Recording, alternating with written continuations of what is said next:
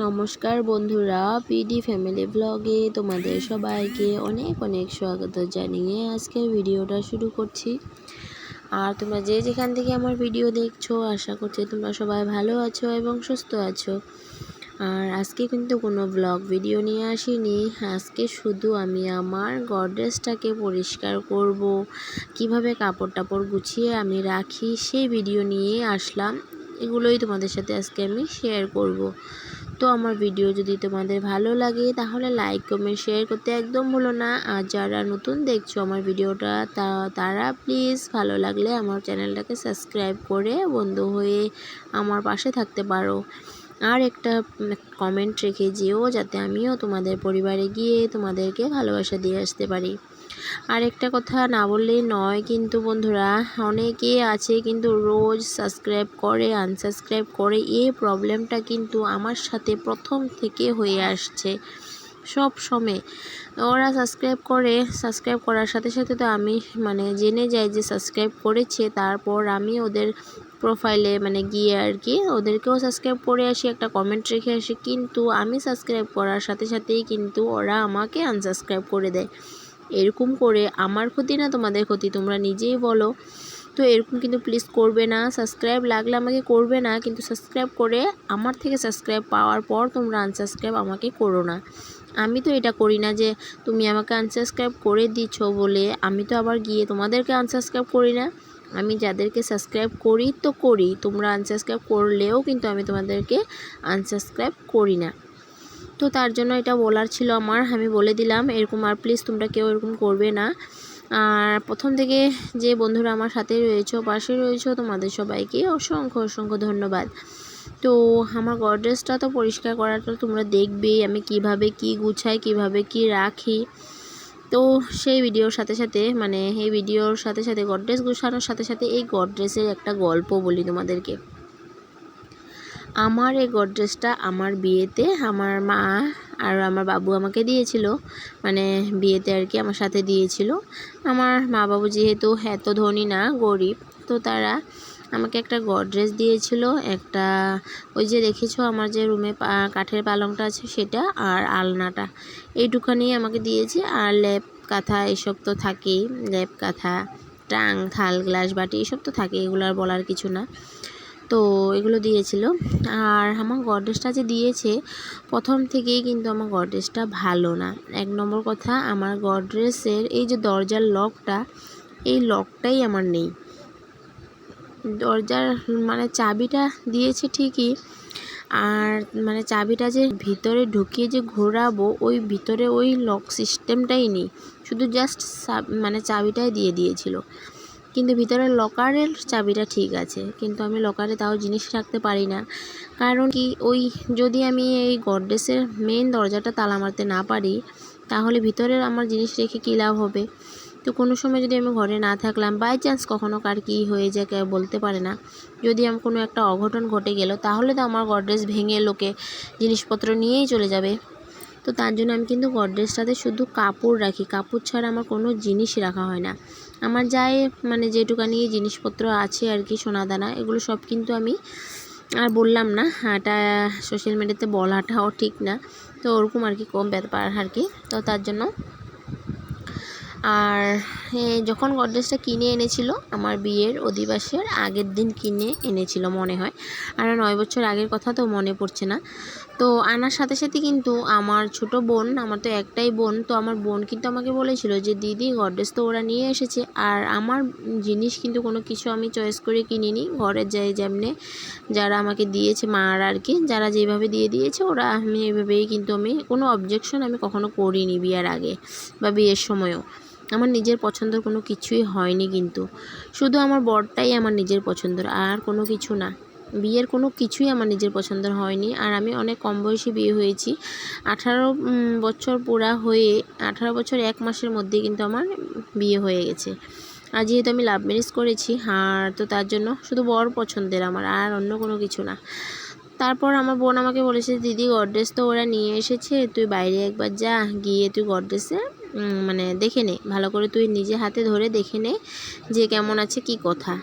তো আমি সত্যি কথা বলতে আমি নিজেও একটা কিন্তু বুড়বক ছিলাম, ওই বুড়বক ছিলাম বলেই কিন্তু আমাকে ঠকাতে পেরেছে।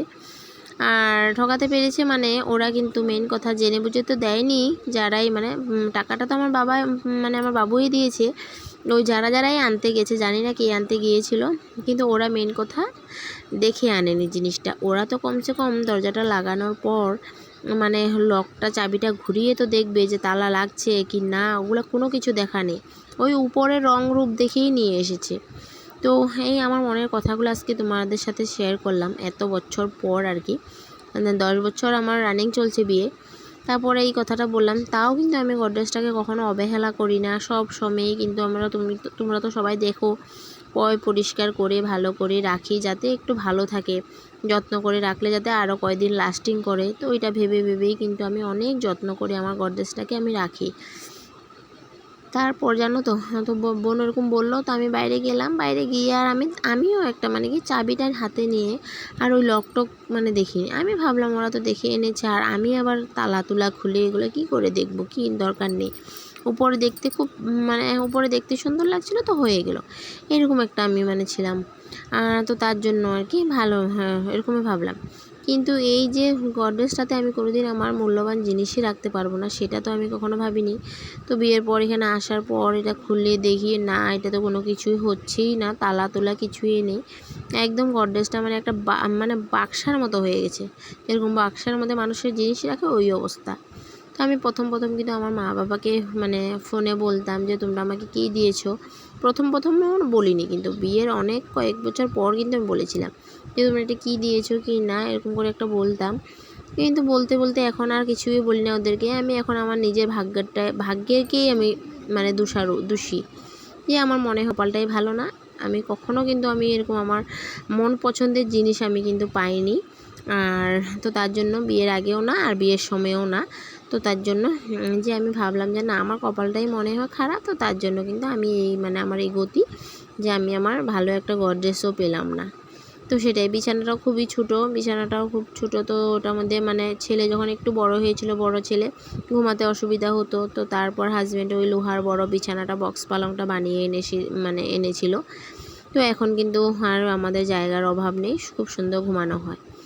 আর এই যে দেখো এই একটা তোমাদের সাথে বলছি, এটা হলো আমার বিয়ার ওড়না। এই ওড়নাটাকে কিন্তু আমি অনেক যত্ন করে রাখি, আরও 9 বছর আগের ব্যাপার, তো ওড়না টোড়না এত, আর বললাম না আমি আর শপিং কী করব, যে যেমনি করে এনে দিয়েছে অমনি করে বিয়ে হয়ে গেছে। তো সেটা আর কি ব্যাপার। তাও কিন্তু বিয়ের জিনিস তো ফেলতে নেই বা অবহেলা করতে নেই, কারণ এই জিনিসগুলো পরেই আমি বিয়ে হয়েছি। আর তো তার জন্য আমি কিন্তু অনেক যত্ন করে রাখি। আর আমার বিয়ের শাড়িটাও কিন্তু এখন বর্তমানের যুগে ওই শাড়ি আর পরার মতো না, ওই শাড়ি আর কেউ পরে না। তো তার জন্য ওই শাড়িটাকেও কিন্তু আমি খুব যত্ন করি, বিয়ের শাড়িটাকেও রেখে দিয়েছি, আমি আর পরি না। আর এই ব্লাউজটা যে দেখছো, এই শাড়িটাও কিন্তু আমি অনেক দিন আগেই মানে কিনেছিলাম, আরও 4 বছর আগে। এই শাড়িটাও কিন্তু আমার বর্তমান বেকার হয়ে গেছে, এই শাড়িটাও কিন্তু এখনের দিনে আর চলে না। তো তার জন্য আর কি বললাম এই গডরেজের কাহিনী, এই অনেক মানে কথা আর কি। গডরেজটা না আমার পছন্দের হয়েছে না কিছু, ওই আমার বরেই মানে আমার পছন্দের, আর কোনো কিছুই আমার বিয়েতে আমার পছন্দের কোনো কিচ্ছু হয়নি। তো আমার কপালের দোষ, আমার কপালে কোনো কিছু ছিল না, মানে ভালো কিছু পাওয়ার ছিল না মা বাবার থেকে, তো তার জন্যই আমি পাইনি। আর সেটা আর কি। আর নিজেও আমি অল্প বুড়বক ছিলাম বলে ওরা আমাকে ঠকাতে পেরেছে, যদি একটু চালাক চতুর হতাম তাহলে আর আমাকে ঠকাতে পারতো না। আর চালাক বলতেও বুড়বক আর চালাক কি বলবো, আমি আমার মা বাবার প্রবলেমটা বেশি বুঝি। সব ঘরেই কিন্তু এই অবস্থাই হয়, মেয়েরা বলো আর ছেলেরা বলো, ঘরের যে বড় হয় সে কিন্তু জেনে বুঝে গাধা হয়ে যায়। এইটা কথাটা কি সত্যি না মিথ্যা, তোমরা প্লিজ বন্ধুরা আমাকে একটু কমেন্টে জানিও। আমি কিন্তু সব ঘরেই দেখছি যে বড় মেয়ে হোক ছেলে হোক বউ হোক যেই হোক, বড়রা টর্চারও বেশি পায়, ঠগনও বেশি খায়, ওদেরকে ঠগাতেও বেশি পারে মা বাপেরা, আর ওরা সবসময় কিন্তু বেশি মানে কষ্টতে থাকে। এটা কথাটা কিন্তু একদম সত্যি, আর আমি প্রমাণ পেয়েছি, যেহেতু ঘরে আমি বড় মেয়ে।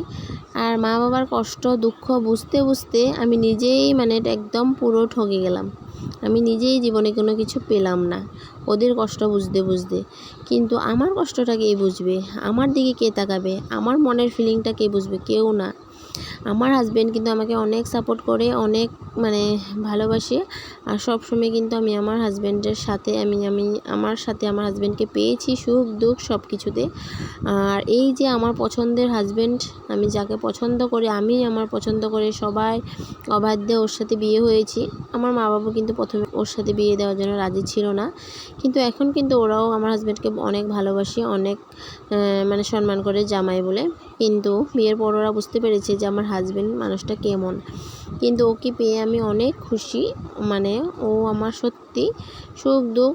আর আমি এখন এইটাই একটা কথা বলতে পারি যে আমার মা বাবার থেকে কিন্তু আমার হাজব্যান্ড আমাকে বেশি ভালোবাসে, এইটা একটা বলতে পারি। আর একটা কথা কিন্তু, আর কখনো যদি কষ্ট হয় না এখানে, তখন কিন্তু আবার মা বাবার কথাই মনে পড়ে। সবটাই তোমাদেরকে বলছি আমার মনের কথাটা। যখন এখানে কোনো প্রবলেমে পড়ে যায় বা কিছু কখনো বড় কথা বলে দেয়, বা হাজব্যান্ডে কোনো সময় যদি কোনো বড় কথা বলে দেয়, তাহলে কিন্তু ওই মার কথাই মনে পড়ে। আর তো আজকের জন্য ভিডিওটা এতটুকুই রইল বন্ধুরা, টাটা।